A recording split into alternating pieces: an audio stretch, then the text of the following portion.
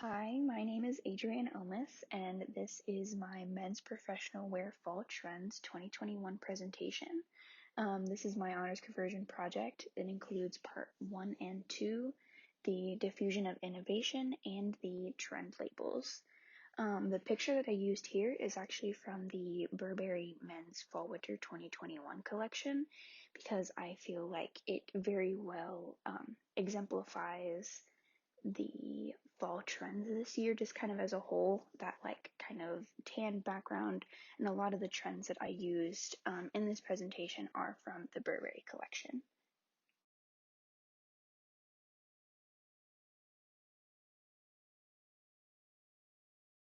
This is part 1, diffusion of innovations. And before I get into the 10 trends that I found, I wanted to give an honorable mention to the puffer print and animal prints, because those were two that were also just everywhere this season.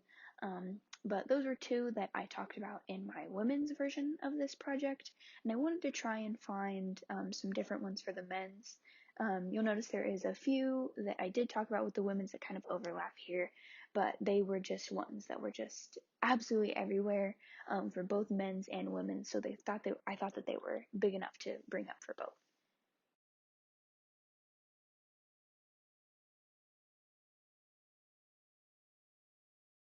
This is the first trend that I noticed, which is faux leather.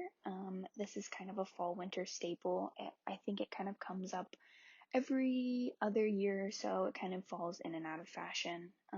It is very, very versatile. You can wear faux leather in pants, bags, jackets, just about anything. And I really saw it most common in jackets this year. I feel like this is kind of a mainstream trend. Most people have at least a leather jacket or some sort of faux leather garment in their closet. Most people usually bring them back out around this time because they're a little bit warmer. And the example pictures that I used here on the left is from Fendi, and on the right is from Louis Vuitton.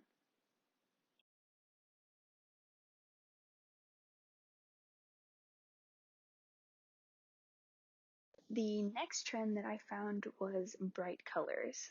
Bright colors were everywhere across every single designer that I looked through this season. Very, very common, which is a little bit surprising. Usually bright colors are more of a spring, summer kind of trend.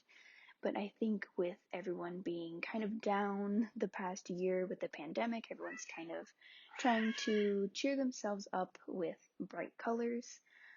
A lot of the colors that I found went along with the Pantone color trends for this year, this season, pretty closely actually.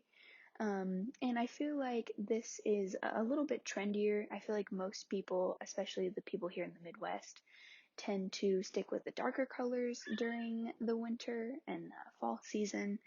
And so I feel like most like early adopters and opinion leaders are probably going to be the ones, picking up on this trend, noticing how popular it is, maybe starting to wear some brighter colors. I found a lot of examples of this on runways.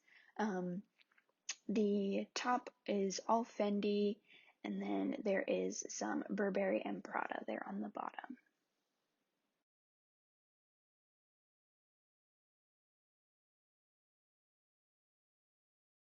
The next trend that I found was turtlenecks. I feel like this one I was a little bit surprised. I feel like this is like a classic that at least, just about everyone has in their closet. But this isn't something that I normally notice on runways. It's something that I feel like kind of falls in and out of like being trendy. It kind of just remains a classic, but usually doesn't get the spotlight quite like it did this year. It definitely is a mainstream trend. I feel like most people have a turtleneck that they wear that they can, it's very versatile, can be worn a lot of different ways. And actually, you can see in the examples that I use, it is worn in a lot of different ways. On the left is an Hermes turtleneck, and then the other two are both Fendi.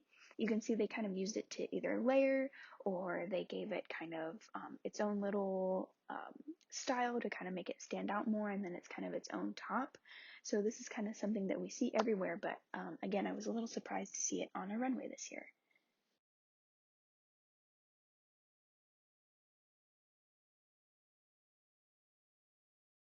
The next trend that I found was experimental tailoring. This one I was so excited to see. It's a very, very edgy concept. You know, when it comes to professional wear, especially men's professional wear, I feel like there's sort of this just box that most people stay within. You know, suits and ties and, you know, sweaters and dress pants. And, you know, this kind of plays on um, you know, men's professional wear a little bit. You can still be dressed up, but, you know, kind of give it just a little bit edgier of a look. This is definitely fringe. I feel like most people are not going to be adopting this, but, you know, this might be something that fashion innovators might hop on. It's very, very cool in my opinion. Definitely very different. Um, I think the three on the left are all Dolce & Gabbana, and then the one on the right is Prada. There was a few other examples I saw that I couldn't get good pictures of, but it comes a lot of like zippers and, you know, playing with the crop of the jacket, or the Prada has like the sleeves rolled up.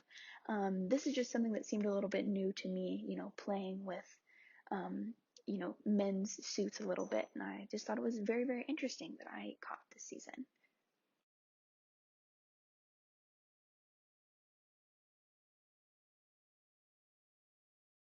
The next trend that I found was warm neutrals. This includes, you know, like browns, like tans, and kind of like a burnt orange.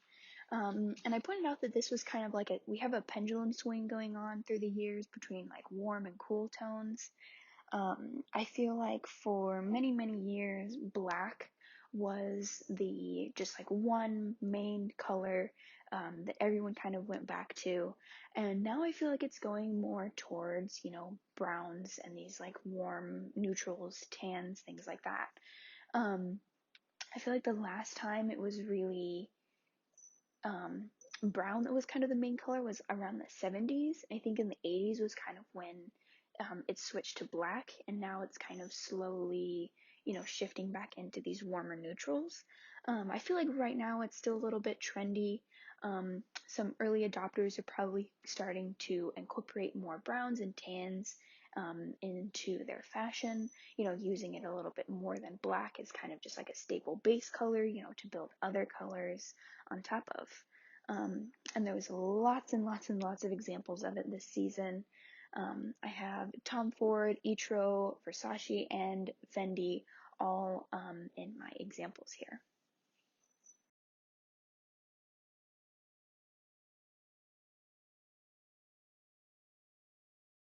The next trend that I found was the sweater vest. I feel like we saw a lot of the like preppier style kind of start to really fall into trend in the summer, and now it's kind of starting to bleed itself into fall winter. I feel like this is something that's a little bit trendier. It's still not widely accepted, but the early adopters and opinion leaders are kind of starting to pick it up and really run with it. The examples that I found were Fendi and Hermes, and I feel like this is kind of something that's also like very versatile, something that's, you know, great and new to menswear that can kind of be introduced this season.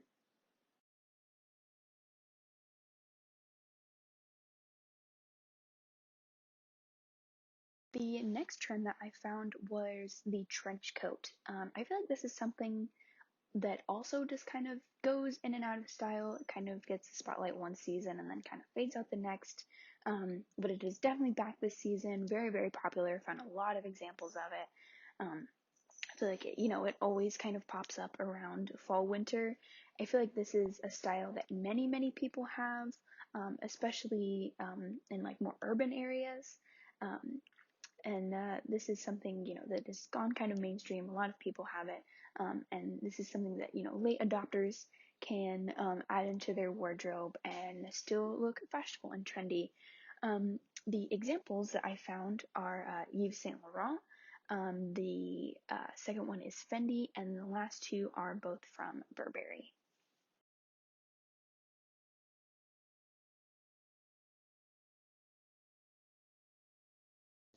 Another trend that I found were quarter zips. This is something that I was honestly a little bit surprised to see on the runway. This kind of also falls along with the more like preppy kind of style. Another thing that's very versatile, can be layered, worn a lot of different ways. I feel like this is something that is pretty mainstream. I feel like a lot of people have, some sort of version of a quarter zip, maybe not necessarily dressy or professional wear, but this is something that a lot of people have. And this is something that can be adopted by the laggards. This is something that I feel like a lot of unfashionable people. I hate using that word, but that, people that maybe aren't as concerned about their appearance might wear. It's something that's pretty cozy. But most of the examples that I found of it were from the Hermes collection. That's where all three of these are from.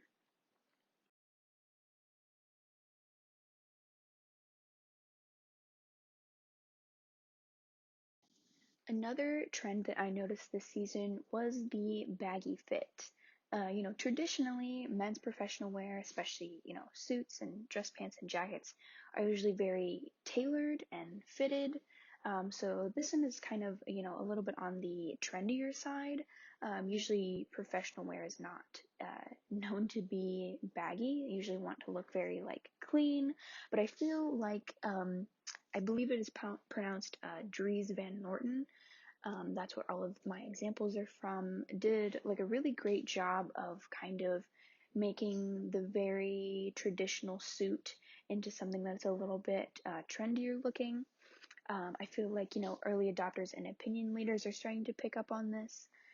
The baggy look has definitely infiltrated street style, and now it is kind of starting to bleed into men's professional wear.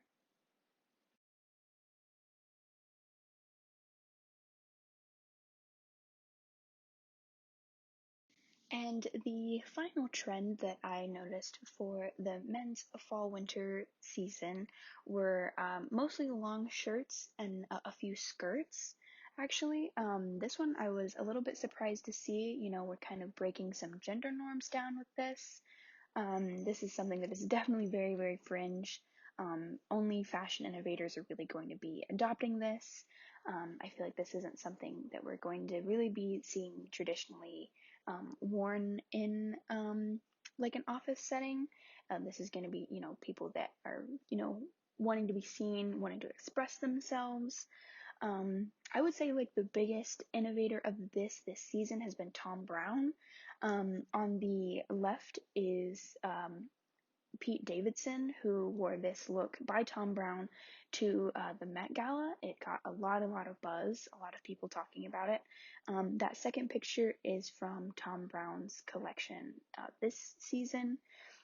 It was the only example of an actual shirt or skirt, I'm sorry, that I found rather than it just being sort of like a long shirt.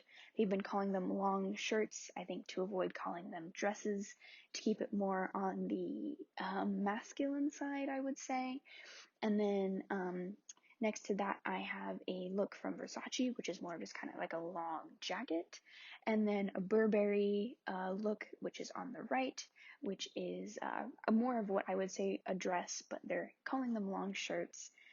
This is a trend that I was really, really excited to see, something really exciting to see on the runway, and I'm really excited to see where this kind of goes.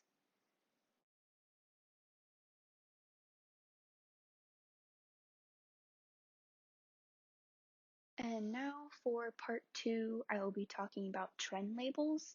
I picked labels that went along with the 10 trends that I found. So most of the pictures that I'm using for these are ones that went along with my trends because I wanted to kind of make this collaborative and show, the trend labels that kind of go along with the 10 trends I found.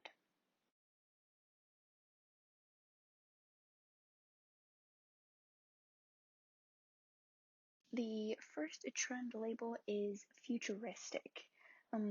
This is a look by Fendi that I used here, and it's the long faux leather jacket. I feel like that very well exemplifies the futuristic look. It also kind of goes along with the trench coats that I pointed out earlier. Just kind of got that like futuristic look. I feel like this look coming back into trend might have something to do with the new Matrix movie that's coming out. I feel like that style is kind of, back in everyone's heads. That style got super, super popular around the release of those movies. And futuristic is a pretty catchy trend label. It's definitely understood and to the point. When you say something looks futuristic, people kind of know what you mean.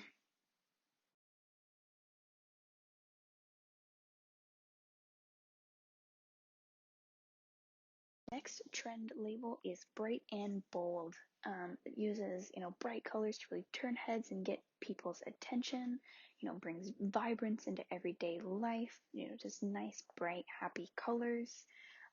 Like I pointed out earlier, I feel like this is kind of to combat the pessimism of the pandemic.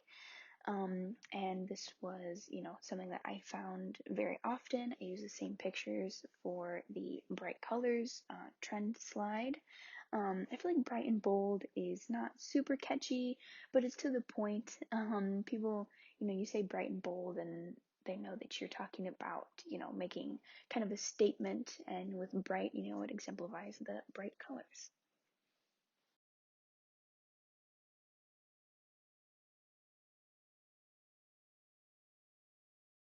The next trend label is cozy classics.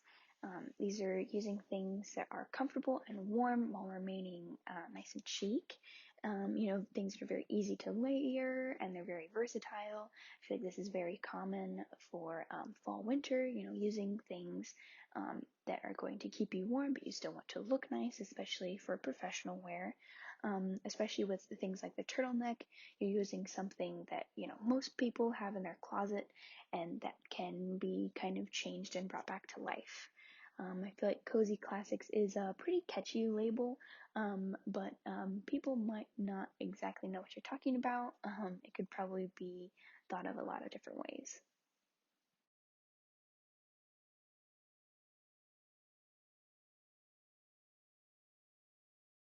The next trend label is edgy. This isn't something that we usually find in professional wear, but with the new play on the classic suits that I had talked about as the trends earlier, we kind of see it slipping into professional wear.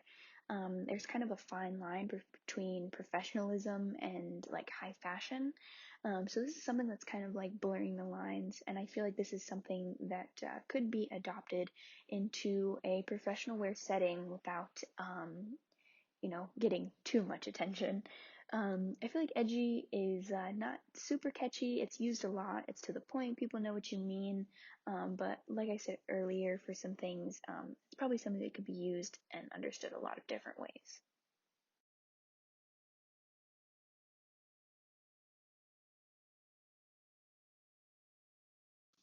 The next trend label is camel craze. I think this one is probably my favorite. As I talked about earlier, this is kind of the return of like the 70s color palette, and camel is kind of becoming the new black. It's starting to show up everywhere, and people are using the color to create whole outfits or using it as more of like basics and staples. I feel like camel craze is very, very catchy. I feel like it's probably something that'll start to catch on pretty soon. I used examples from Dries Van Noten, Etro, and Fendi to kind of show the camel colors that keep popping up, and I've caught a lot of examples of this being used this season.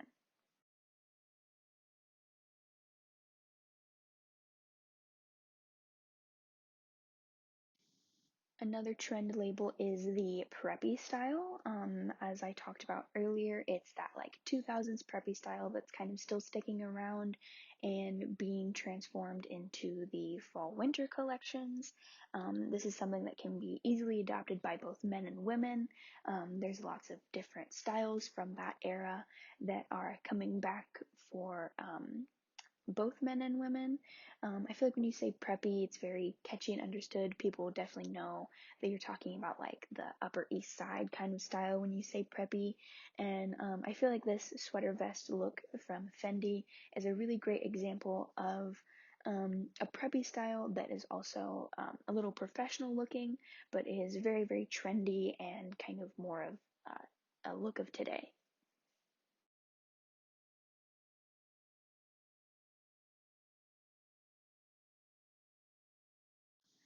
Another trend label is soldier chic. That one's a little bit of a tongue twister. But this was something that I learned upon learning this trend label, that the trench coat originally caught on during World War One as it was worn by soldiers. I feel like today it's kind of become more of a winter staple. I feel like soldier chic is catchy, but not exactly descriptive. I feel like if you mention that, people are probably going to think more that you're talking about, um, like the army jackets that kind of were adopted by street style. But I feel like this look from Yves Saint Laurent really well shows more of that like soldier kind of style that brought along the trench coat.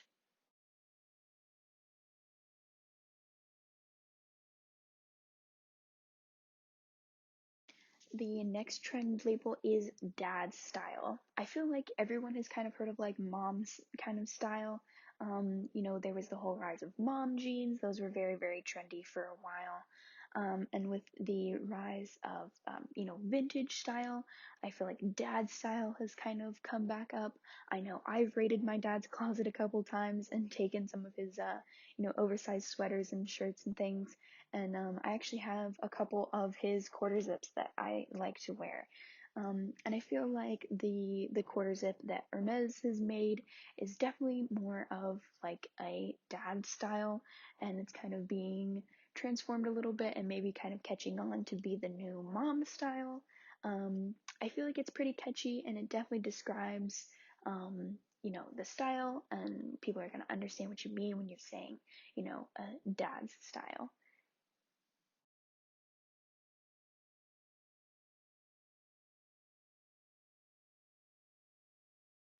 The next trend label is oversized. This is something that started and really got popularized in street style. It's not something that we generally find in professional wear, but it's kind of popping up this season, especially with these looks from Dries Van Noten. I feel like oversized isn't very catchy, but people definitely understand what you mean when you're describing a style as oversized.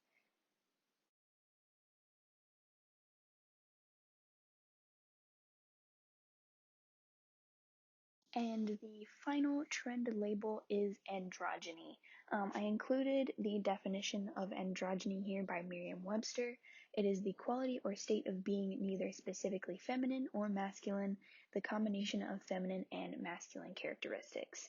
And I feel like this long dress, long shirt, long skirt, whatever you'd like to call it, really well exemplifies that. I feel like, this is something that may have been a little bit taboo for men to wear, even just a couple years ago. But now men in dresses has become a little bit more accepted. And now we're starting to see it on the runway and, straight celebrities wearing it. So, I'm really excited to see where this trend goes. The gender norms are starting to be blurred, and I think this is just a really exciting time in fashion. I feel like androgyny isn't exactly catchy. It's a little bit of a mouthful, but people definitely understand what you're saying when you're describing the look as androgyny. And I feel like the Tom Brown, Versace, and Burberry just very well exemplify, breaking down the lines of gender. And that is to complete my project, and I hope you enjoyed.